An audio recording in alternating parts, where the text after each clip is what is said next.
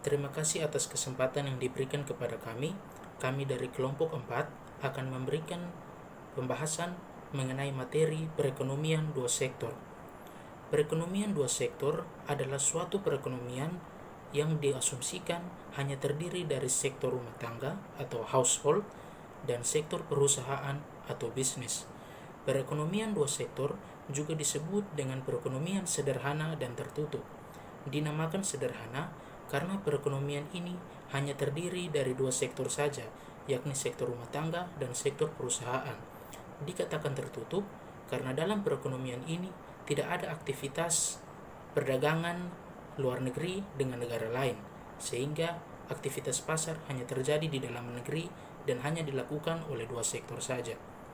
Dalam perekonomian dua sektor, dalam arus melingkar dan dari aktivitas ekonomi atau circular flow of economic activity mempunyai sifat sebagai berikut. Yang pertama, sebagai balas jasa atas penggunaan faktor produksi dari sektor rumah tangga oleh sektor perusahaan, maka sektor rumah tangga akan memperoleh pendapatan atau income payment yang berupa gaji, upah, sewa, bunga, dan laba. Karena dalam perekonomian dua sektor tidak terdapat pemerintah, maka tidak ada pemungutan pajak, sehingga pendapatan nasional atau Y sama dengan pendapatan disposable atau YD, yang dapat dirumuskan Y sama dengan YD. Yang kedua, sebagai besar pendapatan atau income payment yang diterima oleh sektor rumah tangga akan digunakan untuk pengeluaran atau konsumsi untuk membeli barang dan jasa yang dihasilkan oleh sektor perusahaan. Lalu yang ketiga, sisa pendapatan yang tidak digunakan untuk membiayai pengeluaran konsumsi oleh sektor rumah tangga akan ditabung dalam badan atau lembaga keuangan. Tabungan ini akan dipinjamkan kepada sektor perusahaan yang memerlukan modal untuk kegiatan investasi. Modal-modal yang dipinjamkan tersebut merupakan tabungan milik sektor rumah tangga yang mereka tabung dan simpan pada instansi atau lembaga keuangan. Dalam perekonomian dua sektor, komponen pengeluaran agregat atau agregat expenditure yang disimbolkan dengan AE terbagi menjadi dua, yaitu pengeluaran untuk barang-barang konsumsi atau consumption expenditure dan pengeluaran untuk barang-barang modal atau investasi. Selain itu, juga diasumsikan bahwa penerima income yang diterima oleh sektor rumah tangga akan dikeluarkan untuk barang-barang konsumsi dan sisanya untuk ditabung. Yang berikut pendapatan nasional dalam model ekonomi dua sektor. Dalam perekonomian dua sektor, pendapatan nasional dapat dilihat dari dua sisi. Yang pertama, pendapatan nasional dilihat dari sisi pengeluaran. Dari sisi pengeluaran, pendapatan nasional dibentuk oleh variabel pengeluaran konsumsi pada tiap tahunnya yang disimbolkan dengan C, dan pengeluaran investasi dunia usaha yang disimbolkan dengan I, sehingga sisi pengeluaran pendapatan nasional dapat dituliskan Y sama dengan C tambah I. Di samping sisi pengeluaran pendapatan nasional juga dapat dilihat dari suntikan dan kebocoran.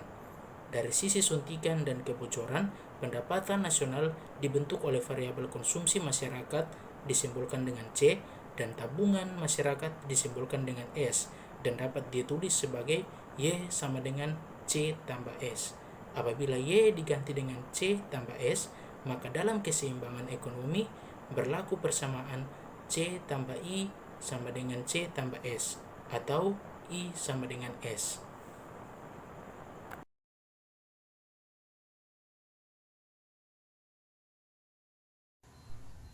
Hubungan antara konsumsi dan pendapatan.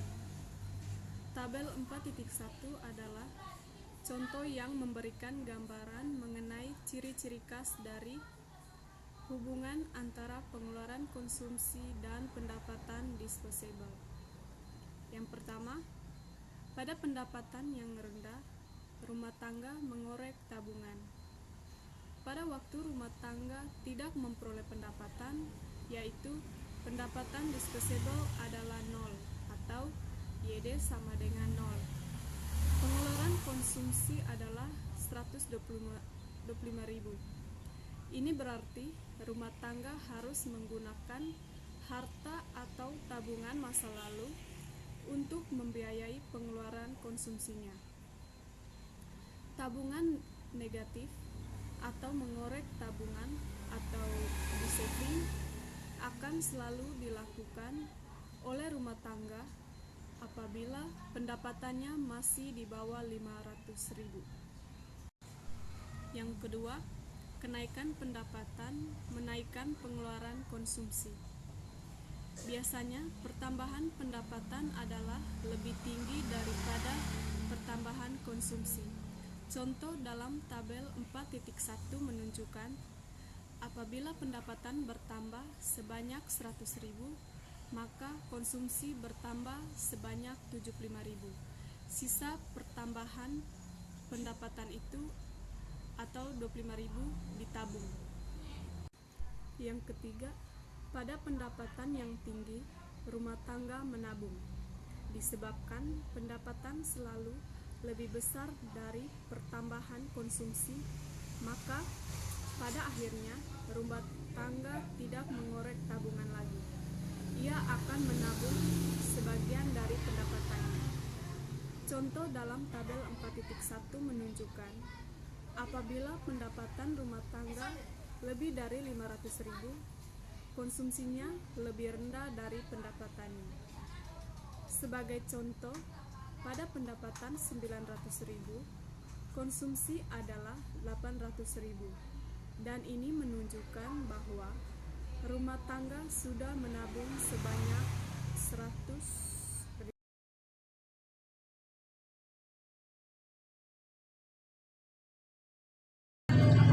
Ada dua macam kecenderungan mengonsumsi, yaitu kecenderungan mengonsumsi marginal dan kecenderungan mengonsumsi rata-rata. Yang pertama, kecenderungan mengonsumsi marginal. Kecenderungan mengonsumsi marginal dapat dinyatakan sebagai MPC, yaitu perbandingan di antara pertambahan konsumsi yang dilakukan dengan pertambahan pendapatan disposable yang diperoleh. Yang kedua, kecenderungan mengonsumsi rata-rata. Kecenderungan mengonsumsi rata-rata dapat dinyatakan dengan APC, yaitu sebagai perbandingan di antara tingkat konsumsi yang dilambangkan dengan C dengan tingkat pendapatan disposable ketika konsumsi tersebut dilakukan. B. Kecenderungan menabung. Kecenderungan menabung juga memiliki dua macam, yaitu kecenderungan menabung marginal dan kecenderungan menabung rata-rata. Yang pertama, kecenderungan menabung marginal. Kecenderungan menabung marginal dapat dilambangkan dengan MPS, yang didefinisikan sebagai perbandingan antara pertambahan tabungan yang dilambangkan dengan delta S dengan pertambahan pendapatan disposable yang dilambangkan dengan delta Y. Jadi, rumus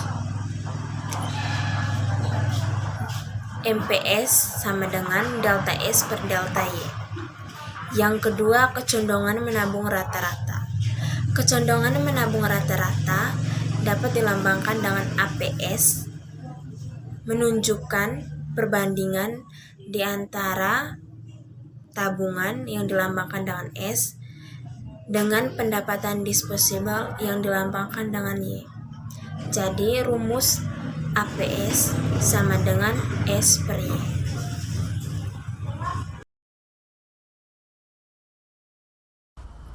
Fungsi konsumsi dan fungsi tabungan. Ada dua kurva yang sangat penting perannya dalam penentuan keseimbangan pendapatan nasional, yaitu fungsi konsumsi dan fungsi tabungan. Yang pertama adalah fungsi konsumsi. Fungsi konsumsi adalah suatu kurva yang menggambarkan sifat hubungan di antara tingkat konsumen rumah tangga dalam perekonomian dengan pendapatan nasional atau pendapatan disposable perekonomian tersebut. Yang kedua adalah fungsi tabungan. Fungsi tabungan adalah suatu kurva yang menggambarkan sifat hubungan di antara tingkat tabungan rumah tangga dalam perekonomian dengan pendapatan nasional atau pendapatan disposable perekonomian tersebut. Persamaan fungsi konsumsi dan fungsi tabungan. Fungsi konsumsi dan fungsi tabungan di samping digambarkan dalam bentuk kurva dan juga dapat dinyatakan dalam bentuk aljabar, yaitu sebagai berikut. Yang pertama, fungsi konsumsi ialah C sama dengan A tambah BY, dan yang kedua fungsi tabungan ialah S sama dengan min A tambah buka kurung 1 kurang B tutup kurung kali Y. Penentu-penentu lain fungsi konsumsi dan fungsi tabungan. Yang pertama, kekayaan yang telah terkumpul. Yang kedua, suku bunga. Yang ketiga, sikap berhemat. Yang keempat, keadaan perekonomian. Yang kelima, distribusi pendapatan. Dan yang keenam, tersedia tidaknya dana pensiun yang mencukupi. Oke, kita masuk di investasi. Investasi yang lazim juga disebut dengan istilah penanaman modal atau pembentukan modal, merupakan komponen kedua yang menentukan tingkat pengeluaran agregat. Investasi dapat diartikan sebagai pengeluaran penanaman modal atau perusahaan untuk memberi barang-barang modal, dan perlengkapan untuk memberi produksi untuk mengubah kemampuan memproduksi barang-barang dan jasa-jasa yang tersedia dalam ekonomi. Penentu-penentu tingkat investasi. Yang pertama, tingkat keuntungan yang diramalkan akan diperoleh. Yang kedua, suku bunga. Yang ketiga, ramalan mengenai keadaan ekonomi di masa depan. Yang keempat, kemajuan teknologi. Dan yang terakhir atau yang kelima, tingkat pendapatan nasional dan perubahannya. Keuntungan yang dapat diperoleh oleh perusahaan-perusahaan. Oke, terima kasih.